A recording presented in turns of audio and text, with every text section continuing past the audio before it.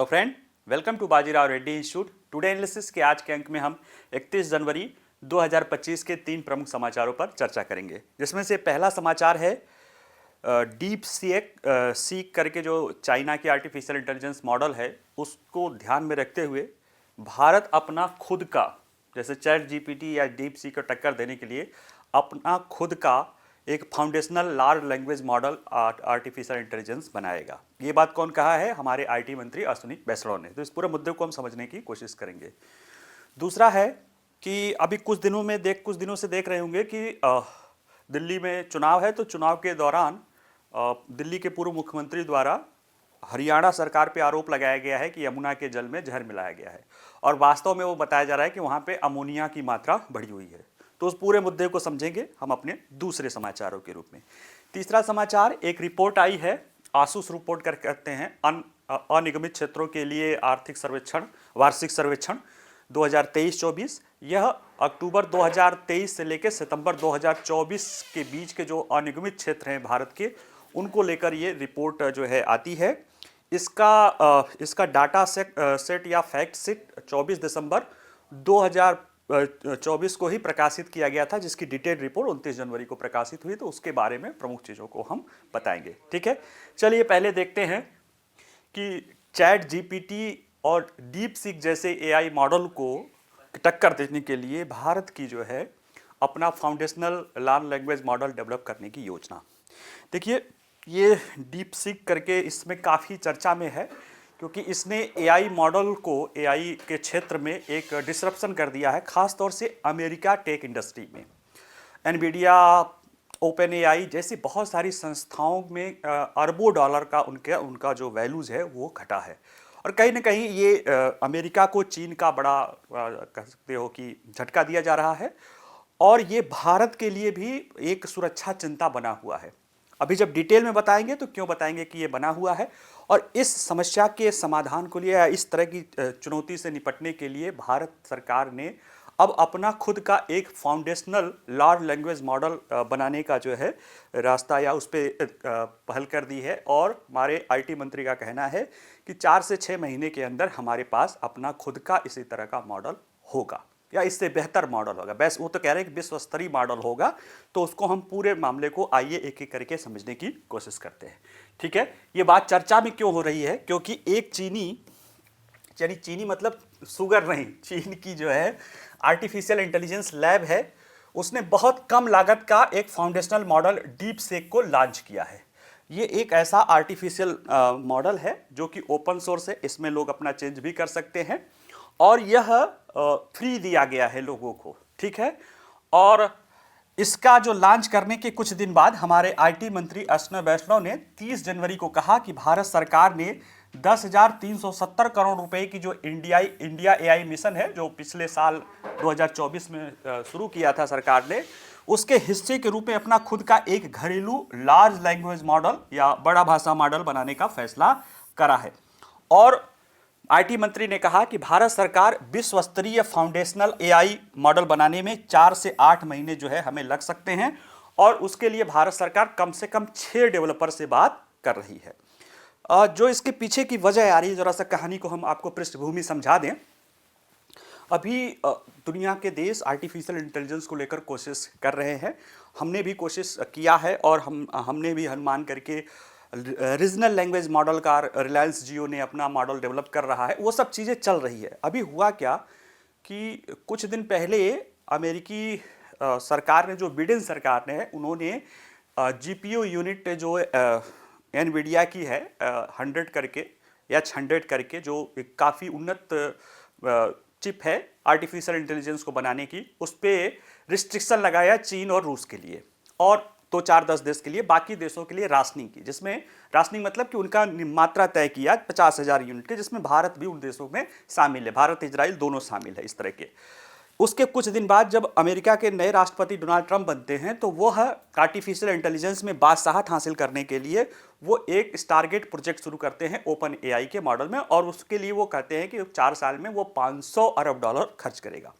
ठीक है, और उसके कुछ दिन बाद ही चीन की एक छोटी सी आर्टिफिशियल लैब है, उसके द्वारा एक ओपन एआई का जो चैट जीपीटी मॉडल है चैट जीपीटी 40 जो ट्रायल मॉडल है उसी की तरह का, या कुछ लोग कहते हैं कि उससे कुछ बेहतर तरह का मॉडल जो है उसने डीप सी का एक मॉडल जो है, डीप सी कंपनी है उसका मॉडल बी नाम करके लॉन्च किया है, जो कई पैमाने पर वह देखा जाए तो ओपन एआई या जो और भी मॉडल है उनको वो टक्कर दे रहा है।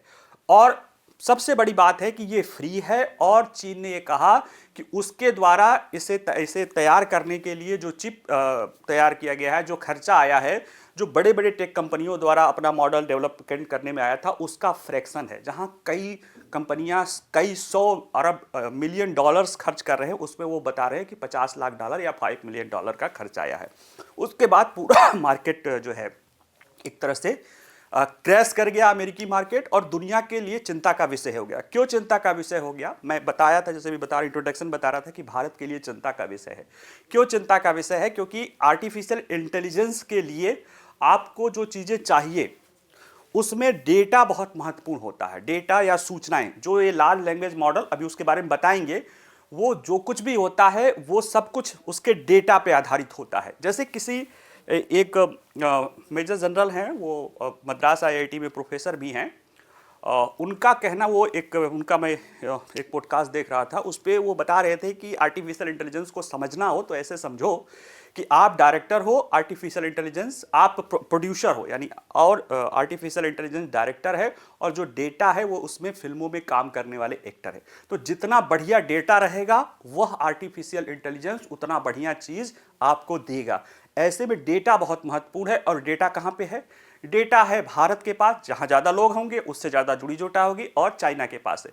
तो डर ये है कि हमारे लोग, चूँकि फ्री में तो हम कुछ भी तैयार हो जाते हैं, हमारे लोग अपने बहुत सारे डेटा को उस चाइना के जो डीपसीक मॉडल है जो फ्री में है उसको अपना डेटा सौंप सकते हैं, जिसका इस्तेमाल करके वो अपने आर्टिफिशियल मॉडल को बहुत बेहतर बना सकता है और हमारे लिए सुरक्षा का भी चिंता उत्पन्न कर सकता है। इसीलिए सरकार ने तुरंत आनन फानन में कई सारे देशों और उसके साथ मिलकर ये बात की कि हमें 6 से 8 महीने में इससे बेहतर एक मॉडल लाना है। देखिए, अभी जितना चाहे ओपन एआई का मॉडल हो, चाहे डीप सी का, कोई बहुत बेहतर नहीं है। सभी नेसेंट अवस्था में, नेसेंट अवस्था मतलब सोचो अभी बच्चा पैदा हुआ है, वो क्रॉल कर रहा है, अभी वो चलना भी नहीं सीखा है, जितने भी आर्टिफिशियल मॉडल है। तो ऐसे में भारत भी अपना लाने के लिए प्लान कर रहा है, वही बातें ये बता रहे हैं। ठीक है, आइए देखते हैं कि भारत एक कॉमन कंप्यूटिंग सुविधा विकास करेगा। पहले से ही सरकार की योजना है आर्टिफिशियल इंटेलिजेंस के क्षेत्र में जो है अपने स्टार्टअप को डेवलप करने के लिए, क्योंकि स्टार्टअप हमारे पास सॉफ्टवेयर पावर बहुत है, लेकिन हमारे पास हार्डवेयर नहीं है। हार्डवेयर मतलब जो चिप है, जो मैनुअल है, जैसे आपके पास ज्ञान तो है लेकिन कंप्यूटर नहीं है, कहने का अर्थ ये समझो। तो सरकार क्या उद्देश्य क्या है कि भाई हम अब बड़ी बड़ी कंपनियां या तो आगे आए, दुनिया के देशों में बड़ी बड़ी कंपनियां, जैसे अमेरिका में बड़ी बड़ी कंपनियां हैं, उनको पास फाइनेंसिंग है, रिसर्च है। यहाँ पे सरकार क्या कह रही है कि वो एक ऐसा मॉडल बना देगी, कंप्यूटिंग मॉडल, जिसमें वो सरकार पैसा लगा के कंप्यूटिंग मॉडल कर लेगी, और बाकी सारे जो स्टार्टअप हैं वो अपने सॉफ्टवेयर को वहाँ पे रन कराएं या उसको ट्रेंड करें। यानी एक तरह से देखा जाए तो अमेरिका में हर कंपनी के पास अपनी बड़ी बड़ी लाइब्रेरी है, और भारत सरकार एक बड़ी लाइब्रेरी बना दे रही है जहाँ पे हमारे स्टार्टअप जाके पढ़ाई कर सके। तो आर्टिफिशियल का जो लार्ज लैंग्वेज मॉडल होता है वो एक्चुअल में उसको लाइब्रेरी में पढ़ने की होता है कि कितना किताबें या कितनी सूचना आप उसको पढ़ा रहे हैं। अमेरिकी कंपनियों द्वारा अपनी अपनी बड़ी बड़ी लाइब्रेरी बनाई गई है, भारत सरकार उस लाइब्रेरी की व्यवस्था कर रहा है जहां पे उस चीजों को बड़े पैमाने पर उस मॉडल को ट्रेन किया जा सके। तो इसके लिए एक कॉमन कंप्यूटिंग सुविधा विकसित करने के लिए आईटी मंत्री कह रहे हैं, पहले 10,000 जीपीयू की क्षमता थी, 10,300, लेकिन अब इसको कह दिया गया है 18,693 जीपीयू का पैनल की मंजूरी दी गई है, और 10,000 जीपीयू तो आज ही स्थापित होने के लिए तैयार है। कुछ दिन में ही 10,000 जीपीयू तैयार हो सकते हैं। सरकार ने इसे बढ़ा के और भी कर दिया है 18,000, और इसके लिए भारत सरकार 10 कंपनियों का चयन भी किया है, जिसकी 18,693, जिसमें कई सारी कंपनियां, एक कंपनी अकेले ही 9,000 से ज्यादा वो लगा रही है, हीरानंदानी करके हैं कोई ग्रुप। ठीक है, और ये क्या करेगी, ग्राफिक्स जीपीयू की आपूर्ति करेगी, वो भी हाई एंड जीपीयू की। और इस जीपीयू का काम क्या होता है, जो मशीन लर्निंग टूल है उसको विकसित करना होता है, जिसमें हमारा जो मॉडल होता है आर्टिफिशियल इंटेलिजेंस, वह क्या करेगा, अपनी ट्रेनिंग करेगा। तो इसके लिए सरकार 18,693 जीपीयू प्रोसेसिंग यूनिट का अपना बनाएगी और ये कुछ ही दिनों में शुरू हो सकता है, जिससे स्टार्टअप और शोधकर्ता अपने कंप्यूटिंग पावर का इसमें उपयोग कर सकते हैं। इसके लिए उन्हें प्रति घंटे के आधार पे 150 रुपए, जब हाई एंड वाला करेंगे जीपीयू प्रयोग करेंगे तो 150 रुपए, लो एंड वाला करेंगे तो 115 रुपए प्रति घंटे का उनको चार्ज लगेगा। और उनमें 40% जो उनका खर्च लगेगा वो सरकार सब्सिडी भी देगी। यानी कि अपने स्टार्टअप जो पूल है, जो हमारा टैलेंट है, उसको इंफ्रास्ट्रक्चर के कारण, प्रोसेसिंग यूनिट के इंफ्रास्ट्रक्चर के कारण वो अपना क्षमता को न रोक सके, इसके लिए सरकार ये सारी व्यवस्था कर रही है। अब ये होता है कि बड़ा लैंग्वेज मॉडल क्या होता है। जैसे देखिए अभी क्या होता है, जो आर्टिफिशियल इंटेलिजेंस है उसका मानना है कि मनुष्य की तरह वो सोचने समझने के लिए काम करे। तो उसके दौरान हम जो ज्ञान हमारा होता है, हमारा ज्ञान जितना जो चीज़ें हम पढ़ते हैं, जितना जो चीज़ें हम सीखते हैं, उसी के जरिए हमारा ज्ञान धीरे धीरे डेवलप होता है। उससे कुछ सामान्य सी चीज़ें निकाल के कुछ अलग से भी हम बना लेते हैं। जैसे आप एग्जाम में लिखते हो, पढ़ते हो तभी तो लिखते हो, नहीं पढ़ोगे तो नहीं लिखोगे। वही हाल है कि आर्टिफिशियल इंटेलिजेंस को हमें बनाना तो इसको पढ़ाना पड़ता है। और अभी जो भी चीज़ें हैं वो ज़्यादातर टेक्स्ट डेटा में है।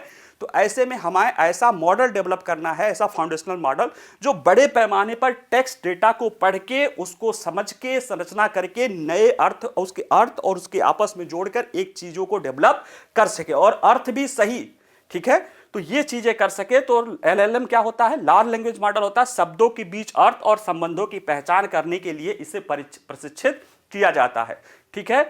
और किसी भी LLM मॉडल को जितनी अधिक मात्रा में प्रशिक्षण पाठ सामग्री या डेटा उपलब्ध होगी, वह पाठ सामग्री को समझने और तैयार करने में उतना ही अधिक कुशल होगा। अब जैसे अब यहाँ पे आता है कि लार्ज लैंग्वेज मॉडल को आपको टेक्स्ट चाहिए, डेटा चाहिए, प्रोसेसिंग यूनिट चाहिए। चीन कह रहा है कि हमने जो बनाया है वो फ्रैक्शन ऑफ चीज़ों में है। अब इसमें ये हो सकता है कि जो फॉरेन कंपनियां हैं उनमें ज़्यादातर जो है उनके द्वारा IPR का, कि जैसे आपका कोई डेटा पढ़ रहा है, आपकी कोई डेटा की न्यूज़पेपर है या कोई उसको पढ़ा रहे हो, कोई किताब पढ़ा रहे हो, तो उसकी आर्टिफिशियल इंटेलिजेंस के तहत और इंटेलेक्चुअल प्रॉपर्टी राइट के तहत आप उसको खरीद के पढ़ाओगे या उसको IPR लोगे कि हम इसका इस्तेमाल हमारा आर्टिफिशियल इंटेलिजेंस कर सकता है। लेकिन चीन में क्या है, चीन तो वैसे भी जाना जाता है इंटेलेक्चुअल प्रॉपर्टी राइट की चोरी करने को लेकर। तो उसको क्या करना है, वो किताब चोरी कर लेगा, हैक कर लेगा, वहां से सूचनाएं ले जाके दे देगा, ठीक है। अभी वो डीप सीक के बता रहे हैं कि वो कुछ समय तक लोगों ने उसको चेक किया कि देखे ये अरुणाचल प्रदेश के बारे में क्या बताता है। तो अरुणाचल प्रदेश के बारे में बता दिया क्या कि वो चाइना का है। लेकिन जब दोबारा पूछा गया कि भारत के राज्यों में, तो अरुणाचल प्रदेश दूसरे स्थान पर दिखा दिया। तो कहीं ना कहीं वो ओपन सोर्स डेटा का प्रयोग कर रहा है और निश्चित रूप से वो IPR का उल्लंघन कर रहा है। यही आरोप ओपन AI ने भी लगाया। हालांकि ओपन AI भी इंटेलेक्चुअल प्रॉपर्टी राइट को लेकर बहुत ज़्यादा जागरूक नहीं है। तो ये डेटा बहुत महत्वपूर्ण होता है, जिसे ही बचाए रखने की सारी कोशिश की जा रही है। डीप सी क्या है, यह एक चीनी कंपनी है। यह सीमित संसाधनों के इष्टतम उपयोग के कारण इस डीप सीक के मॉडल ने अमेरिकी AI power house open AI के खिलाफ जो है इसे पूरा उसको हिला के रख दिया है। और इसका मॉडल है V3, जिसने GPT-40, क्लाउड 3 सोनेट जैसे को उनके क्षमता में पीछे छोड़ दिया है। और ये सबसे बड़ी है कि ये ओपन है, आम लोगों के लिए फ्री है, उसके लिए पैसा देने की जरूरत नहीं है। और इसे मात्र $5 मिलियन में प्रशिक्षित किया गया है, जबकि ओपन AI ने जो अपने मॉडल प्रशिक्षित किए हैं उसको सैकड़ों मिलियन डॉलर खर्च किए हैं। तो क्यों किए हैं, वही मैंने बताया ना लार्ज लैंग्वेज मॉडल में, कि आप या तो किसी की किताबें चोरी करके पढ़वा लो या तो लाइब्रेरी बना लो। तो उन लोगों ने अपना खुद का लाइब्रेरी बनाया है। भारत सरकार अपना खुद का लाइब्रेरी बनाने की कोशिश कर रही है, जिसमें एक पब्लिक लाइब्रेरी बनाएगी, जिसमें लोग किराए पे जाके यानी जो पैसा देके कर सकते हैं। तो हमारा भी सस्ता रहेगा, लेकिन सही तरीके से। चीन के बारे में तो पता है कि इंटेलेक्चुअल प्रॉपर्टी राइट को लेकर उसकी क्या स्थिति है। दूसरे जो उसने चिप का प्रयोग किया है, वो जो सब स्टैंडर्ड लेवल का चिप है उसका प्रयोग करके जो है एनवीडिया का किया है, जिसके कारण लग रहा है उसका सस्ता आ रहा है। लेकिन मैं बताऊं, इसमें चीन जो कहता है उसमें कोई विश्वास न करो। अगर वो 5 मिलियन डॉलर उस पर खर्चा कह रहा है, तो हो सकता है कम्युनिस्ट पार्टी ऑफ चाइना द्वारा उसमें $500 मिलियन अलग से दिया गया हो कि तुम $5 मिलियन में तैयार करके अमेरिकी कंपनियों की जो है तहस नहस कर दो। तो ये चीन के बारे में है, उसके बारे में कुछ भी कहने की कोई ज़रूरत नहीं है। आइए अगला हम जो देखते हैं वो एक तस्वीर दिख रही है। ये वजीराबाद बांध के बाद का पुल है, और अक्सर सर्दियों में या सूखे में इस तरह के झाग दिखाई देने लगते हैं। और ये कहीं ना कहीं अमोनिया फॉर्मेशन, ये दिखने लगता है कि अमोनिया की मात्रा ज़्यादा है। और इसको लेकर हाल फिलहाल में, दिसंबर में भी था, हाल फिलहाल में भी जो है चुनाव के समय दिल्ली के पूर्व मुख्यमंत्री ने हरियाणा के सरकार पे आरोप लगाया है, हरियाणा की बीजेपी सरकार पर आरोप लगाया है कि उनके द्वारा जहर मिलाया जा रहा है। हालांकि ये बात कहना गलत है, लेकिन अब चूंकि चुनाव है, अब उसको लेकर वो उनके ऊपर चुनाव आयोग का नोटिस है, वो उसका जवाब देंगे, वो हमारा इशू नहीं है। हमारा इशू ये है कि जब पानी में अमोनिया एक गंधहीन गैस होती है जो पानी में बड़े जल्दी घुल जाती है, और उसके कारण अगर मात्रा उसकी ज़्यादा हो जाती है अमोनिया की, तो कई सारे स्वास्थ्य के दुष्प्रभाव दिखाई देते हैं। तो आइए हम इसको पूरे मुद्दे को समझने की कोशिश करते हैं। देखिए, चर्चा में क्यों है, क्योंकि आप या आम आदमी पार्टी के राष्ट्रीय संयोजक श्री अरविंद केजरीवाल द्वारा भाजपा की हरियाणा सरकार पर जानबूझकर दिल्ली की जल आपूर्ति को जहर देने का आरोप लगाया गया। उसके कुछ दिन बाद इन पर शिकायत आदि हुई है, तो इसलिए तो चर्चा में चल ही रहा है। लेकिन जो यमुना नदी में अमोनिया का बढ़ा हुआ स्तर है, इसके कारण दिल्ली निवासियों के लिए चिंता का विषय हो गया है, क्योंकि उनके स्वास्थ्य का गंभीर खतरा है। और चूंकि दिल्ली जल बोर्ड जितनी मात्रा में अमोनिया है उसको संसाधित नहीं कर पा रहा है, जिसके कारण कई सारे जगहों पे जल आपूर्ति की भी समस्या दिखाई दे रही है। तो अब ये प्रश्न है कि जल में घुलनशील अमोनिया प्रदूषण क्या होता है। अमोनिया तो जान ही रहे हैं, NH3 एक गैस होती है, वो एक रंगहीन तीखी गंध वाली गैसीय रसायन है जो पानी में बहुत तेजी से घुलती है, और यह विभिन्न औद्योगिक प्रक्रियाओं से निकलती है। कौन कौन सी? जैसे कोई उर्वरक बनाने वाली चीजें हो, ये उर्वरक से भी होता है, शीतलक, कूलेंट, सफाई एजेंट, खाद्य योजक, पशु चारा उत्पादन, प्लास्टिक, कागज निर्माण का प्रयोग करने वाली जो कंपनियां हैं उससे ये निकलता है। साथ ही साथ जो खेतों में यूरिया आदि या रासायनिक उर्वरकों का ज्यादा प्रयोग किया जाता है, उससे भी, उस पानी से रन ऑफ होते हुए भी अमोनिया निष्कासित होता है। तो इसमें प्रमुख स्रोतों में कृषि भूमि से भी जो अपवाह होता है उससे भी होता है। और अगर जो नगर पालिकाओं के जो अपशिष्ट हैं, अगर वो भी सही ढंग से प्रोसेस नहीं किया जाए तो उनके जरिए भी, अनौपचारिक सीवेज के जरिए भी ये चीज़ें निकलती है। साथ साथ ये नेचुरल तरीके से भी होती है। अगर पानी में अलगे आदि है, अगर वो सड़ता है तो उसके कारण भी, नीले हरी शैवाल अलगे आदि के सड़ने के कारण भी पानी में अमोनिया की मात्रा बढ़ जाती है। अब जब पानी में अमोनिया की मात्रा बढ़ती है तो उसके का स्वास्थ्य पे क्या प्रभाव होता है। तो देखिए, स्वास्थ्य विशेषज्ञों का कहना कि कई सारी समस्याएं उत्पन्न होती हैं। जैसे ये रोग, ये शिशु, और मतलब लोगों को तो होती है, लेकिन ये शिशु यानी जो बच्चे होते हैं, और अगर कोई पहले से ही बीमार है तो उनके लिए ज़्यादा खतरा बढ़ा देता है। इसमें अगर शरीर में बहुत ज़्यादा अमोनिया होगा तो इसमें स्मृति हानि, एकाग्रता में कमी, तंत्रिका संबंधी विकार आ सकते हैं, त्वचा, आंख और श्लेष्मा झिल्ली में जो है जलन पैदा हो सकता है, जठराग्नि में, जठर तंत्र प्रणाली में भी प्रभावित हो सकती है। इससे मतली, उल्टी, पेट में दर्द हो सकता है। बहुत ज़्यादा अमोनिया हो सकता है तो गुर्दे की भी समस्या हो सकती है, अगर उसको पहले से प्रॉब्लम है तो। और क्योंकि अमोनिया को फिर सही करने के लिए शरीर उसको छानना पड़ता है। अमोनिया तो वैसे भी टूट के होता है, तो वो छान कर पेशाब के जरिए निकाल दिया जाता है, तो उसके लिए ज़्यादा काम करना होता है, तो गुर्दे पर ज़्यादा प्रभाव पड़ता है। और जली वातावरण में भी उच्च अमोनिया के कारण जली जीवन भी विषाक्त हो जाता है, जिससे वैसे भी पानी में ऑक्सीजन की कमी हो जाती है। तो ये सारी चीज़ें जो है अमोनिया में बढ़ने के कारण, पानी में अमोनिया के स्तर बढ़ने के कारण होता है। यमुना में स्तर क्यों है? क्योंकि आरोप है कि पानीपत, सोनीपत जिलों में केंद्रित कई जो यूनिट हैं, डिस्टिलरी है और अन्य कारखाने हैं, इनके द्वारा विशेष रूप से, और बाकी जो शहर के अनुपचारित कचरे हैं उनके द्वारा निकलने वाले सीवेज से वजीराबाद का जो दिल्ली का जो बैराज है उसमें पानी में, यमुना के प्रदूषण बढ़ गया है, और नदी में गुणवत्ता वाले मानकों का असर पड़ता है, जिसमें घुलित ऑक्सीजन भी शामिल है, जो कि लगभग शून्य हो जा रहा है। और ये स्थिति सर्दियों के महीनों में या सूखे के महीने में और खराब हो जाती है, क्योंकि जल का प्रवाह रुक जाता है या कम हो जाता है, ताजा जल नहीं मिल पाता है, जिसके कारण ये समस्या और भी बढ़ जाती है। देखिए, जल उपचार संयंत्र के 1 भाग प्रति मिलियन से अधिक अमोनिया मिश्रित पानी का उपचार नहीं कर पाते हैं। जो वाटर ट्रीटमेंट प्लांट होते हैं वो 1 पार्ट पर मिलियन की तहत ही वो कर पाते हैं। जब उससे ज़्यादा हो जाती है तब वो नहीं कर पाते, जिसके कारण पानी की आपूर्ति बाधित हो जाती है। अमोनिया का पानी का उपचार कैसे किया जाता है? उसमें क्लोरीन गैस मिलाई जाती है, और प्रति घंटे 1 लीटर के लिए 11.5 किलोग्राम क्लोरीन की आवश्यकता होती है।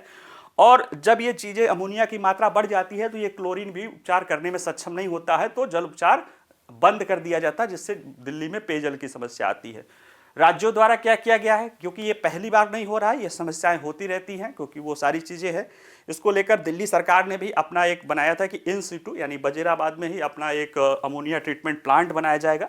2023 मार्च 2023 में कहा था, लेकिन अभी भी वो निर्माणाधीन है। और हरियाणा सरकार ने भी एक कहा कि वो पाइपलाइन बना के दूसरे जगह ले जाएगा, लेकिन दोनों स्तर पे अभी कोई भी काम नहीं किया गया है। ये जो बता रहा है कि कहीं ना कहीं नदियों के जल के प्रदूषण को लेकर हम कहीं ना कहीं जागरूक नहीं है, वो ये सरकार हो चाहे वो सरकार हो, वो कहीं ना कहीं लोगों के स्वास्थ्य और उसके प्रदूषण को लेकर चिंता का विषय है। लेकिन इसके लिए कहीं ना कहीं हम भी दोषी हैं, कहना तो नहीं चाहिए लेकिन हम भी दोषी हैं। अभी दिल्ली में चुनाव है, जितनी भी पार्टियां हैं, पॉलिटिकल पार्टियां हैं, उन सबके उसमें देखो तो ये जो यमुना सफाई या प्रदूषण का मुद्दा वो सबसे लास्ट में थोड़ा सा है, क्योंकि संभवतः दिल्ली के ज़्यादातर लोगों के लिए ये विषय ही नहीं है। जिस दिन ये प्रमुख विषय बन जाएगा उस दिन राजनीतिक दल मजबूर हो जाएंगे ये सब काम जो है इसके लिए प्रयास करने के लिए, क्योंकि इसके लिए बहुत ज़्यादा कुछ करने की ज़रूरत नहीं होती है। इसके लिए जो पानी उसमें छोड़ा जाए उसको सही ढंग से क्या करना होता है, ट्रीटमेंट करने की ज़रूरत होती है। तीसरा जो समाचार है वो ये है कि एक रिपोर्ट ASUSE करके है, annual survey of unincorporated sector enterprises, या जिसे हम कहते हैं अनिगमित क्षेत्रों के लिए वार्षिक सर्वेक्षण 2023 और 24 की रिपोर्ट जो है 29 जनवरी को फुल एंड फाइनल रिपोर्ट प्रकाशित की गई। इसका ड्राफ्ट रिपोर्ट 24 दिसंबर को ही आया था, उसकी फुल एंड फाइनल रिपोर्ट आई है जिसमें अनिगमित क्षेत्रों के बारे में कई सारी चीज़ें बताई गई है। भारत में अनिगमित क्षेत्र रोजगार को लेकर, GBA यानी ग्रॉस वैल्यू एडिशन या GDP में योगदान को लेकर, और समावेशिता अन्य पहलू को लेकर काफ़ी महत्वपूर्ण योगदान निभाते हैं। और भारत चूंकि विकासशील देशों में इनकी भूमिका और रहती है और भारत भी विकासशील देश है, तो ऐसे में हम इसको समझते हैं। इनके प्रमुख जो है निष्कर्षों को जानने की कोशिश करते हैं कि क्या क्या इसमें कहा गया है, संक्षेप में ही बातें देखेंगे। तो देखिए, सांख्यिकी और कार्यक्रम कार्यान्वयन मंत्रालय द्वारा 24 दिसंबर 2024 को अक्टूबर 2023 से लेकर सितंबर 2024 की अवधि के लिए अनिगमित क्षेत्र उद्यमों के वार्षिक सर्वेक्षण के प्रमुख परिणाम एक फैक्ट शीट के रूप में जारी किया था 24 दिसंबर को ही, ठीक है। उसके बाद इसका विस्तृत रिपोर्ट और इकाई स्तर के आंकड़े 29 जनवरी को फाइनल रिपोर्ट जो है जारी किया गया है। इसमें जो बातें कही गई हैं उसमें देखिए कि इसमें बात पता चलता है कि अर्थव्यवस्था में असंगठित गैर कृषि क्षेत्र महत्वपूर्ण भूमिका निभाता है। क्यों? क्योंकि मुख्य रूप से देश के कार्यबल में एक महत्वपूर्ण हिस्से को ये रोजगार देता है, साथ ही विभिन्न प्रकार के रोजगारों को रोजगार के अवसर प्रदान करने में भी इसकी समावेशिता है, जैसे महिलाएं हैं, कमजोर वर्ग है, और ये देश के सकल घरेलू उत्पाद में भी योगदान होता है। यानी कि रोजगार को भी ज़्यादा रोजगार देने में, रोजगार का डाइवर्सिफिकेशन यानी समावेशी करने में, और GDP में या GBA में योगदान के लिए भी यह महत्वपूर्ण भूमिका अदा करता। होता क्या है, अनिगमित उद्यम किसे कहते हैं? तो देखिए, अनिगमित उद्यम या अनइनकॉर्पोरेटेड उद्यम वो होते हैं जो कॉर्पोरेशन ना हो, ठीक है। इसमें असंगठित या अनौपचारिक क्षेत्र के गैर कृषि उद्यम भी होते हैं, जिसमें सूक्ष्म, लघु और मध्यम उद्यम, किराए पर काम करने वाले श्रमिकों सहित घरेलू इकाइयां हों और स्वयं के अपने खुद के संचालित हो, इनको इसमें शामिल किया जाता है। और इसे गैर कृषि के क्षेत्र के उद्यमों के आंकड़ों को एक महत्वपूर्ण रोजगार संकेतक के रूप में देखा जाता है, खासतौर से जबकि इन क्षेत्रों की रोजगार सृजन की क्षमता और विभिन्न वर्गों को, खासतौर से कमजोर वर्गों को रोजगार देने की क्षमता महत्वपूर्ण होती है। इस रिपोर्ट के आंकड़े के बारे में देखा जाए तो कुल संख्या से जुड़े आंकड़े तो ये बता रहा है कि कुल संख्या में पिछले साल का जो यानी 22-23 यानी अक्टूबर 2022 से लेकर सितंबर 2023 यानी अक्टूबर से लेकर सितंबर तक के आंकड़े इसमें रहते हैं, और की तुलना अक्टूबर 2023 से लेकर सितंबर 2024 तक करते हैं तो ये बता रहा है कि लगभग 12.84% की वृद्धि होती है। और पहले जो 6.5 करोड़ निगम थे यानी जो इकाइयां थी, अब वो 7 करोड़ 34 लाख हो गई हैं। इसमें जो सबसे ज़्यादा वृद्धि अन्य सेवा क्षेत्र में दिखा है 23.55% की, उसके बाद मैन्युफैक्चरिंग सेक्टर में 13% की वृद्धि देखी गई है। और इन 7 करोड़ 34 लाख में सर्वाधिक संख्या जो है उत्तर प्रदेश में दर्ज की गई है, उसके बाद पश्चिम बंगाल और महाराष्ट्र का स्थान है। अब अगर हम इसके आंकड़े के बाद देखें कि सकल मूल्य वर्धन यानी कि देश के GBA में कितना योगदान रहा, और इसमें साथ साथ ये भी देखेंगे कि पर यूनिट वाई GBA में कितना योगदान रहा, तो देखिए आर्थिक प्रदर्शन का प्रमुख संकेतक सकल मूल्य संवर्धन और अन्य सेवा क्षेत्र में इनमें 26.17% की वृद्धि के कारण 16.52% इनका GBA बढ़ा है। जहां पे हमारी अर्थव्यवस्था 7-8%, ये 16.5% के आधार पर बढ़ रही है। और मूल्य संवर्धन के मामले में 3 राज्य, महाराष्ट्र में सबसे ज्यादा हुआ है, फिर उत्तर प्रदेश में, फिर गुजरात में। संख्या के मामले में उत्तर प्रदेश ज्यादा है, महाराष्ट्र तीसरे में है, पश्चिम बंगाल दूसरे में है। लेकिन GBA के मामले में महाराष्ट्र नंबर 1 पर, उत्तर प्रदेश दूसरे में है, गुजरात तीसरे स्थान पे है। और लगभग 1/3 इनका कुल संवर्धन में इन्हीं राज्यों से आता है। और प्रति GBA यानी प्रति इकाई जो है वैल्यू एडिशन या जीडीपी या सकल घरेलू उत्पाद में योगदान देखा जाए तो उसमें दिल्ली सबसे ज्यादा कर रहा है, यानी यहाँ की इकाइयां बड़ी हैं, फिर गुजरात है, फिर हरियाणा है, ये 3 शीर्ष राज्य इसमें आते हैं। इसी के अतिरिक्त अगर हम देखें कि प्रति कर्मचारी कितना आता है तो दिल्ली में सबसे ज्यादा आता है, फिर केरल और हरियाणा आता है। और श्रम उत्पादकता यानी इस जीबीए के तहत एक प्रति कर्मचारी कितना वैल्यू एडिशन कर रहा है हमारे अर्थव्यवस्था में, तो 1,49,742 है, जो कि एक साल पहले 1,41,769 रुपए करता था। यानी इसमें काम करने वाला हर व्यक्ति 1,49,000 यानी 1.5 लाख रुपए का जीबीए एडिशन करता है। कुल रोजगार से जुड़े आंकड़े देखा जाए तो असंगठित क्षेत्र में कृषि में 12 करोड़ से अधिक श्रमिकों को रोजगार दिया गया है। 7.5 करोड़ 34 लाख इकाइयां हैं और 12 करोड़ से ज्यादा लोगों को रोजगार दिया गया है। और ये पिछले साल की अपेक्षा 1 करोड़ ज्यादा है, यानी 1 करोड़ ज्यादा लोगों को इसमें रोजगार मिला है। और इस कार्य का 1/3 हिस्सा उत्तर प्रदेश, महाराष्ट्र और पश्चिम बंगाल राज्यों से आ रहा है। यानी जो 12 करोड़ है उसमें से 4 करोड़ रोजगार उत्तर प्रदेश, महाराष्ट्र और पश्चिम बंगाल राज्यों से उत्पन्न हो रहे हैं।